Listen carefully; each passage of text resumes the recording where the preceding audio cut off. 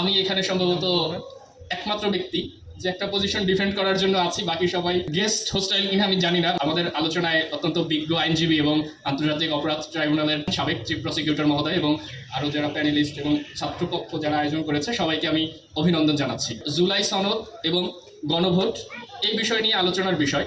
তো এই পুরো বিষয়গুলো নিয়ে যারা আমাকে ফেসবুকে বা সামাজিক যোগাযোগ মাধ্যমে ফলো করেন, আপনারা দেখবেন যে এটা আলোচনার শুরুটা হয় 2024 সালের সেপ্টেম্বর অক্টোবর মাস থেকে এই ধরনের, এবং তখন থেকে আমি কনসিস্টেন্টলি এগুলোর অনেক ক্রিটিক এবং বিরোধিতা করে আসছি, এবং আমার কমেন্ট বক্সে গেলে দেখবেন যে আমি হাজার হাজার গালি খাচ্ছি কন্টিনিউয়াসলি। আসলে এই গণভোট, জুলাই সনদ, এটা লিগ্যাল স্ট্যাটাস কীরকম? গণভোট এটা মানুষ তার মতামত প্রকাশ করেছে, অবশ্যই সেটাকে আমরা রেসপেক্ট করি এবং এটা মানুষের একটা অপিনিয়ন হিসেবে আমরা দেখতে চাই, কিন্তু এটার কোনো বাইন্ডিং লিগ্যাল ইফেক্ট বা আইনগত মূল্য বা এটা কারোর উপর কোনো আইনগত বাধ্যবাধকতা তৈরি করেছে সেটি সঠিক নয়। এখন আমরা যদি শুরু থেকে, আমি এই যে জুলাই জাতীয় সনদ এই আদেশটা নিয়ে এসেছি, আপনি যদি দেখেন যে 2025 সালের নভেম্বর মাসের 13 তারিখ রাষ্ট্রপতির আদেশ নং 1/2025 এই আদেশটি জারি করা হয়েছে। এখন এটার পক্ষে বলা হচ্ছে যে রাষ্ট্রপতি আদেশ জারি করতে পারেন, যদি পারেন তাহলে 2025 সালের 1 নম্বর আদেশের আগে, এর আগে রাষ্ট্রপতি শেষ কবে আদেশ জারি করেছিলেন? আপনারা খুঁজে দেখবেন যে মার্শাল ল রেজিমগুলো ছাড়া 1973 সালের পরে আর কোনো আদেশ পাবেন না। তাহলে রাষ্ট্রপতির যদি এই পাওয়ারটা থাকে, এতদিন তিনি কেন এই পাওয়ারটা এক্সারসাইজ করেননি? এই পয়েন্টগুলোতে আমরা পরে আসছি। আপনি যদি এই প্রত্যেকটা আইনের শুরুতে একটা প্রস্তাবনা থাকে, আমাদের সংবিধানেও প্রস্তাবনা থাকে, এখানে যদি প্রস্তাবনাটা দেখেন, লেখা আছে যেহেতু সুদীর্ঘ গণতান্ত্রিক সংগ্রামের ধারাবাহিকতায় বাংলাদেশে 2024 সালের জুলাই আগস্টে সংঘটিত ছাত্র জনতার সফল গণ অভ্যুত্থানের মাধ্যমে জনগণের সার্বভৌম ক্ষমতা ও অভিপ্রায়ের প্রকাশ ঘটিয়াছে। এখানে প্রথমত গণ অভ্যুত্থান শব্দটা বলা হয়েছে, দেখবেন যে সবাই এটাকে বিপ্লব বলতে চায়, কিন্তু যে আদেশটার বেসিসে এত কথাবার্তা হচ্ছে তারাও এটাকে বিপ্লব বলে নাই, বলেছে গণ অভ্যুত্থান। এই দুইটার মধ্যে পার্থক্য আছে, নিশ্চয়ই আপনারা জানেন। এরপরে দেখেন পরের কথাটা, জনগণের সার্বভৌম ক্ষমতা ও অভিপ্রায়ের প্রকাশ। তো জনগণের সার্বভৌম ক্ষমতা খুবই সিলেক্টিভ কথা, এবং এটার পরে আমরা অনেকেই থেমে যাই। কথা হচ্ছে আদেশটা কে জারি করেছেন? রাষ্ট্রপতি মোহাম্মদ শাহাবুদ্দিন চুপ্পু নামে তাকে আমরা চিনি। তো রাষ্ট্রপতি শাহাবুদ্দিন চুপ্পু তিনি যদি একটা আদেশ জারি করেন, যে আদেশটা জনগণের সার্বভৌম ক্ষমতা অভিপ্রায়ের প্রকাশ ঘটিয়াছে, এর অর্থটা দাঁড়ায় যে জনগণ তাদের সার্বভৌম ক্ষমতা এবং অভিপ্রায় প্রকাশ করে আগে এই শাহাবুদ্দিন চুপ্পু সাহেবকে রাষ্ট্রপতি পদে অধিষ্ঠিত করেছেন। এখন আপনাদেরকে একটা প্রশ্নের উত্তর দিতে হবে যে শাহাবুদ্দিন চুপ্পু তিনি কি জনগণের অভিপ্রায়ের রাষ্ট্রপতি? তাকে কি জনগণ এই তার অভ্যুত্থানের পরে সে যে চেতনা থেকে অভ্যুত্থান করেছে তার ফলে কি তাকে রাষ্ট্রপতি অ্যাপয়েন্ট করেছে, নাকি তিনি আগে সাংবিধানিক ধারাবাহিকতায় তিনি আগে থেকে অ্যাপয়েন্টেড ছিলেন? আমরা যতটুকু জানি উত্তরটা সহজ, যে তিনি কনস্টিটিউশনালি ইলেক্টেড প্রেসিডেন্ট। ইলেকশন খারাপ হয়েছে সেটা আমরা জানি, ইলেকশন আমরা মানি না, কিন্তু আমাদেরকে কিছু বাস্তবতা মানতে হয়। আমরা শেখ মুজিবের আমল কিছু সময়ে মানি না, আমরা এরশাদের আমল মানি না, ফখরুদ্দিনের আমল মানি না, কিন্তু আপনি যখন ত্রয়োদশ জাতীয় সংসদ বলেন, এরশাদ আমলের সংসদগুলো এর মধ্যে ইনক্লুডেড কিনা? ত্রয়োদশ যখন বলেন, তার মানে ওই দুইটাকে আপনি বাদ দেন, যে এরশাদের 86, 88 আমি মানি না। তার মানে আপনি বলতে পারেন যে তাহলে কনস্টিটিউশনাল ইলেক্টেড মানে ও তো ইলেক্টেড না, আমরা বিরোধিতা করছি যে এটা নির্বাচিত না, কিন্তু ধারাবাহিকতার খাতিরে আমাকে এগুলো মেনে নিতে হবে, যেটা আমি একটু উদাহরণ দিয়ে করলাম। এরপরে আমরা যদি আসি যে এই শেষে এসে বললো যে প্রিয়াম্বলের শেষে ছাত্র জনতার সফল গণ অভ্যুত্থানের মাধ্যমে প্রকাশিত জনগণের সার্বভৌম ক্ষমতা অভিপ্রায়ের ভিত্তিতে এবং অন্তর্বর্তীকালীন সরকারের পরামর্শক্রমে রাষ্ট্রপতি আদেশ জারি করিলেন। এই আদেশ জারি করার ক্ষমতা রাষ্ট্রপতির নাই, এটা আল্ট্রাভায়োলেটস অফ দ্য কনস্টিটিউশন। এখন কনস্টিটিউশনের কথা তো আপনারা বলবেন যে কনস্টিটিউশন মেনে তো গণ অভ্যুত্থান হয় নাই, সংবিধান 5 আগস্ট শেষ হয়ে গেছে, কিন্তু এই আদেশের 2 নম্বর যে আর্টিকেল আছে সেখানে 6 নম্বরের ডেফিনিশন কলেজে বলেছে সংবিধান অর্থ গণপ্রজাতন্ত্রী বাংলাদেশের সংবিধান। অর্থাৎ এই যে গণপ্রজাতন্ত্রী বাংলাদেশের সংবিধান, সেটার রেফারেন্স দিয়ে কথা বলা হচ্ছে। যখনই এইটার রেফারেন্স দিয়ে আপনি কথা বলবেন, তার মানে সংবিধান কার্যকর আছে। সংবিধান যদি কার্যকর থাকে তাহলে সংবিধান হচ্ছে সুপ্রিম ল। আমাদের আর্টিকেল 7-এ বলা আছে যে এইটাই সর্বোচ্চ আইন। তো এইটা যদি সর্বোচ্চ আইন হয়, তাহলে অন্য সব আইন এইটা দ্বারা ভ্যালিডেটেড হতে হবে। যে আইন এই কনস্টিটিউশন দ্বারা ভ্যালিড না বা কনস্টিটিউশন দ্বারা রেকগনাইজড না, সেই আইন অবৈধ। এখন এই আপনি 133টা অধ্যাদেশের কথা এসেছে, 133টা অধ্যাদেশ যদি আপনি দেখেন, প্রত্যেকটা অধ্যাদেশের প্রিয়াম্বলে বলা আছে যে রাষ্ট্রপতি সংবিধানের 93-এর 1 অনুচ্ছেদের ক্ষমতা বলে এই অধ্যাদেশ জারি করিলেন। কিন্তু এই আদেশটা জারি করার ক্ষেত্রে আর সংবিধানের কথা বললেন না, তিনি বললেন যে তিনি জনগণের পরম অভিপ্রায়ের একটা ক্ষমতা পেয়েছেন। জনগণ অভ্যুত্থান করছে আগস্টের 5 তারিখ 2024, 1.5 বছর পর তিনি হঠাৎ একটা ক্ষমতা পেয়েছেন এবং সেই ক্ষমতায় তিনি একটা আদেশ জারি করলেন। খুবই ভালো কথা। কিন্তু আদেশ জারি করার পরে আবার বললেন যে সংবিধানকে সংস্কার করবেন। এখানে অনেকগুলো ডেফিনেশন আছে, বাট সংস্কারের ডেফিনেশন নাই। এখন সংশোধন নাকি সংস্কার, এটা নিয়ে অনেক কথা। এখন সংস্কার শব্দটার অর্থ কি?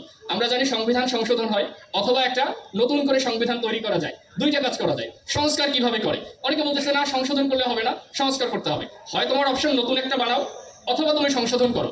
এখন কিছু বাচ্চা ঘুম থেকে উঠে বলে সেহরি খাবো, ওরে ভাত মাছ মাংস দেন, হবে না। বিয়ে গেলে বলে বিয়ে খাবো, মা ভাত মাংস পোলাও কোরমাও খাবে না। এখন এটা হচ্ছে এরকম যে সংস্কার করবো, হয় তুমি লেখো নাই তুমি সংশোধন করো, না আমি সংস্কার করবো। এখন এইটার কোনো ব্যাখ্যা নেই, এই আদেশ এখানেও কোনো ব্যাখ্যা নেই। এরপরে দেখেন এখানে কি কথাবার্তা হলে বলেছে যে গণভোটে উত্থাপনীয় প্রশ্ন, এটা নিয়ে আপত্তি নাই, প্রশ্ন যেরকম ছিল। 4 নম্বর, জুলাই জাতীয় সনদে বর্ণিত অপরাপর সংস্কার রাজনৈতিক দলগুলির প্রতিশ্রুতি হিসেবে বাস্তবায়ন করা হবে। তো আমাদের স্বরাষ্ট্রমন্ত্রী মহোদয় বলেছিলেন যে ওনার এই প্রশ্ন পড়তে 2 ঘন্টা লাগছে। আরেকজন আইনজীবী বলেছিলেন যে উনি ছাত্র ভালো না, এই জন্য 2 ঘন্টা লাগছে, উনি পড়ছেন 30 সেকেন্ডে। এখন 4টা প্রশ্নের মধ্যে একটা আছে জুলাই জাতীয় সনদে বর্ণিত অপরাপর সংস্কার। 3 ধরনের সংস্কার বাস্তবায়ন হবে বুঝলাম, এই অপরাপর মানে কি? তাহলে আপনার পুরো সনদ পড়তে হবে।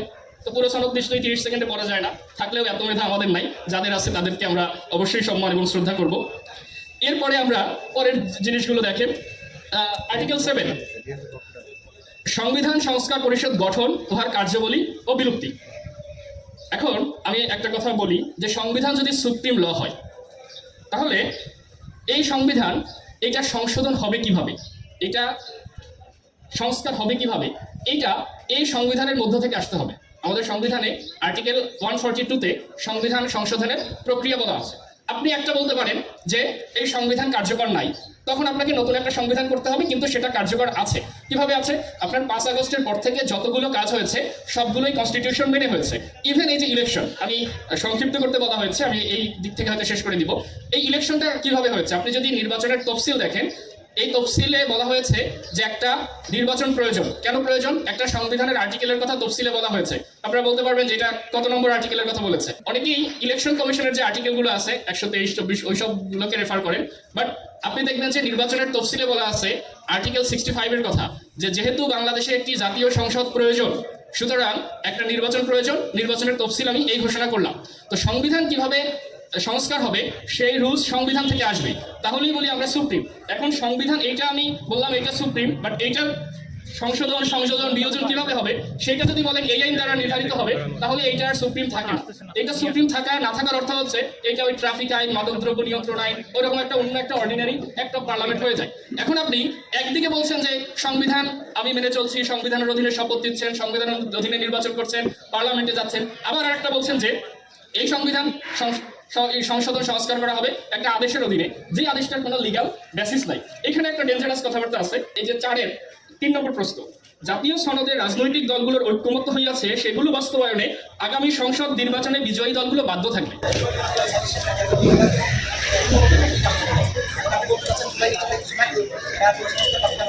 জুলাই অবশ্যই আছে, এটা একটা পলিটিক্যাল কনসেনসাস এবং এটা হচ্ছে একটা ঐক্যমত্য যেটা আমরা মেনে নিয়েছি। এখন পার্লামেন্টারি প্রসেসে এটা যদি হয়, আপনি পার্লামেন্ট একদিকে থাকবে, পার্লামেন্টকে কি আদেশ, আমি এই পয়েন্টে আসছি যে একটা সুপ্রা কনস্টিটিউশনাল বা এক্সট্রা কনস্টিটিউশনাল একটা অথরিটি এটা কি পার্লামেন্টকে বাইন্ড করতে পারে? আমরা জুলাইয়ের মূল্য অনেক দিলাম যে জুলাই সনদ সব কার্যকর করলাম, তাহলে এটা কতদিন থাকবে? আপনার বাংলাদেশ কি এই 5 বছরের জন্য প্রতি 5 বছর পর পর নতুন পার্লামেন্ট আসবে, নতুন জেনারেশন আসবে, তারা কি জুলাই সনদে যা আছে সেটা চেঞ্জ করতে পারবে না? আমি জুলাই সনদ সংবিধানের যে কোনো ভাবে বলে ইনক্লুড করে নিলাম, এরপরে যে পার্লামেন্ট আসবে তো সেই পার্লামেন্ট তার মতো করে চেঞ্জ করতে পারবে না। আপনি একটা সাজেশন দিয়েছেন, আমরা সবাই মিলে সেই সাজেশন দিয়েছি, এটা কি কিয়ামত পর্যন্ত চলবে? ডেমোক্রেসি কি এইভাবে চলে? প্রত্যেকটা জেনারেশন, প্রত্যেকটা পার্লামেন্ট তার কনস্টিটিউশনাল লিমিটের মধ্যে তার পাওয়ার আছে, law making power, constitution amend করার পাওয়ার, এটা পার্লামেন্টের এক্সক্লুসিভ ডোমেইন।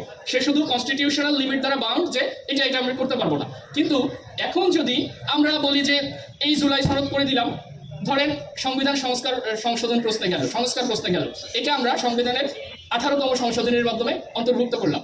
ঠিক একইভাবে 19তম সংশোধনের মাধ্যমে এটা আমি বাতিল করে দিতে পারি। এখন এটা একটা পলিটিক্যাল ইস্যু, পার্লামেন্ট জনগণ ভোট দিয়ে নির্বাচিত করবে, নির্বাচিত সংসদ তারা জনগণের দায়বদ্ধতা থেকে তাদের মতো করে সংবিধানকে সংশোধন এভাবে করবে। যদি জনগণের ভালো না লাগে, সংবিধানের প্রসেস আছে, পরের ইলেকশনে তাকে বলবে যে তোমাকে আমি ভোট দিব না। যারা ভালো মানে জনগণের আস্থার মর্যাদা দিবে, যারা ওই রকম করে আবার করতে পারবে, জনগণ তাদেরকে ভোট দিয়ে আবার সংসদে নিয়ে আসবে। ডেমোক্রেসি এইভাবে চলে। আমি একটা সনদ, আমি একটা এগ্রিমেন্ট একটা কিছু কনস্টিটিউশনে ঢুকিয়ে দিলাম, এই জিনিস আর কেউ চেঞ্জ করতে পারবে না এমন তো হতে পারে না। এখন তারা বলবে চেঞ্জ করতে পারবে না, বাট তাহলে এটা কেন এত ডিসপারেট? আমরা পার্লামেন্টারি প্রসেসে, এটাই তো প্রসেস যে কনস্টিটিউশন পার্লামেন্টের মাধ্যমে অ্যামেন্ডেড হবে। এখন আপনি নতুন কনস্টিটিউশন করতেন, আমাদের কারো কোনো বক্তব্য ছিল না, তখন আপনি ফেলে দিতেন যে 5 আগস্টের পরে বাংলাদেশে আর কোনো আগের কনস্টিটিউশন নাই, একটা নতুন লিগাল অর্ডার তৈরি হয়েছে। আমরা হার্ট কেলসের যে এখন থেকে আমাদের রুল অফ রেকগনিশন, আমাদের legal validity from the revolution বা আপরাইজিং যেটাই বলেন সেখান থেকে আসছে। আপনি একদিকে কনস্টিটিউশন বলবেন, আরেকদিকে আরেকটা জিনিস দিয়ে সেই কনস্টিটিউশনকে একটা ডিকটেট করবেন, পার্লামেন্টকে বাইন্ড করবেন, এই জিনিস এটা লিগালি সাউন্ড না। আমি মনে করি লয়ার্স ক্যানট বি রোমান্টিক। আমাদের এই ধরনের রোমান্টিক আইডিয়া, যেগুলো রেভলিউশনারি আইডিয়া, বক্তব্য শুনতে খুবই ভালো লাগে, এগুলো লিগালি টিকবে না। আমার মনে হয় আইনজীবীদের সাজেশন হচ্ছে এটা পার্লামেন্টারি প্রসেসে আমরা কনস্টিটিউশন অ্যামেন্ড করি, যেখানে জনগণ যদি আমাদেরকে করে। এখন গণভোটের কথা বলবেন, বাট গণভোটের বেসিসে যে লিগাল না সেটা আমি আরো সময় পেলে এক্সপ্লেন করতে পারতাম, আমাকে তারা দেওয়া হচ্ছে। তো গণভোট বিষয় হয়তো পরে আবার বলতে পারবো যে গণভোট এটা কোনো বাইন্ডিং ইফেক্ট তৈরি করে না, সহজ কথা। কারণ গণভোট নিজের কোনো লিগাল বেসিস নাই। আপনি যদি কালকে একটা গণভোট দেন, ঢাকা ইউনিভার্সিটিতে ছাত্রপক্ষ নিষিদ্ধ করা হবে, এখন যদি 64% বা 80% লোক ভোট দেয়, এটা কি হবে? এই majoritarian expression is not democracy. এই মেজরিটির হাত থেকে মানুষের রাইট, এটাকে প্রোটেক্ট করার জন্যই কনস্টিটিউশন। দেখবেন বাংলাদেশে কিছুদিন পর হয় অমুকরে অমুসলিম ঘোষণা করো, তমুকরে এটা করো, ওইটা করো। এইটা যদি আপনি গণভোটে দেন, দেশ চলবে? গণভোট রাইট বেসড আমাদের অ্যাপ্রোচ নিতে হবে। কনস্টিটিউশন এই মেজরিটির টিরানি থেকে মাইনরিটি বা যারা ডিসেন্ট তাদেরকে প্রোটেক্ট করে।